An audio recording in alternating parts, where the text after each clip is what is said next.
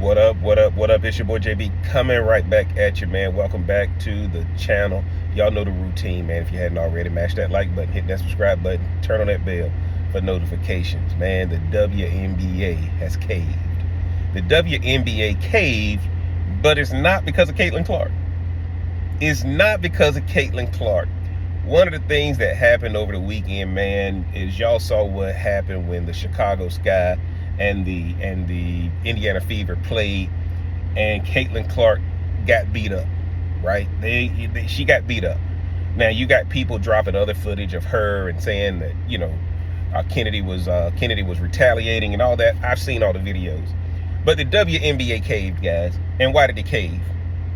People started canceling subscriptions to the WNBA League Pass. People started calling saying, I don't want my season tickets anymore. The money talks, guys, and I can tell you, I bet that Nike got on the phone.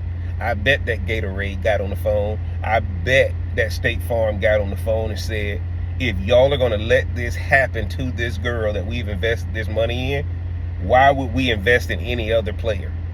Caitlin Clark, guys, is the reason why everybody's making money. But I want you guys to think about this. The people who are running the WNBA need to be replaced by some people from the NBA. WNBA is not qualified to handle this type of attention, this type of revenue, this type of excitement, this type of fan engagement. They don't know what to do because they've been irrelevant for 20 plus years. So now you got this one girl who's made you relevant, who has people wanting to watch. Literally, #1 thing trending on Google was a WNBA game after the Sky and Fever played. The WNBA has never had that.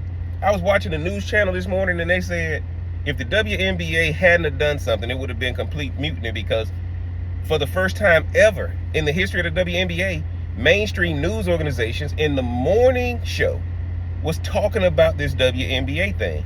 Guys, they caved because the money was going to be impacted that quick. And I'm finally glad that something happened, because Caitlin Clark's fans are getting tired of seeing what's happening to her. Now, guys, the WNBA got to do a lot more. Finding Angel Reese $1,000, upgrading Chennedy Carter's file to a flagrant. Yeah, whatever. No, you need to get on these referees to make sure that they're not allowed to rough this girl up on purpose. This is not a profession where we teach people a lesson. This is a profession where you play basketball. And people are tuning in to see Caitlin Clark play basketball. Now, they lost big time against the Liberty again.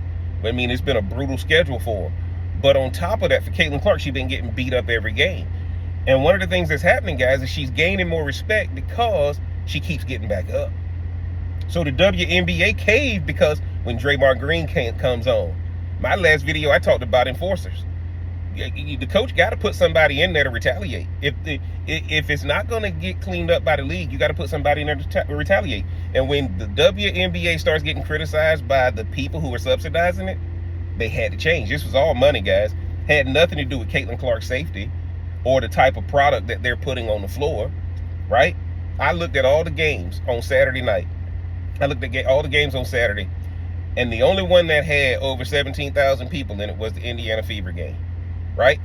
And you got to understand, the WNBA is not stupid.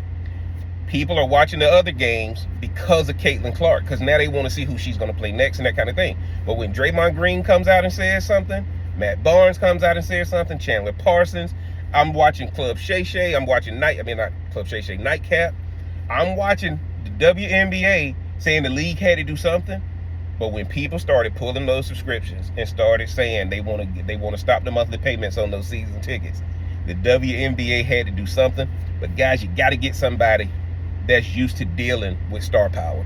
They need to clean that WNBA office and put the NBA people in there, people who are used to dealing with stars, who are going to clean up the game so that we're not watching this episode of The Longest Yard, but on the basketball court. This thing got to stop, man. And Caitlin Clark is doing a great job by being quiet, but she gonna have to start speaking up too. And she gonna have to get in her teammates' face, because I saw an article that the teammates don't like her. And Chennedy Carter actually alluded to the fact that she's cool with Caitlin Clark's teammates. That's why they didn't retaliate against Chennedy Carter. And her teammates gonna have to step up, guys. Simply put, no doubt about it. And if they don't, Caitlin Clark gonna have to take it in her own hands.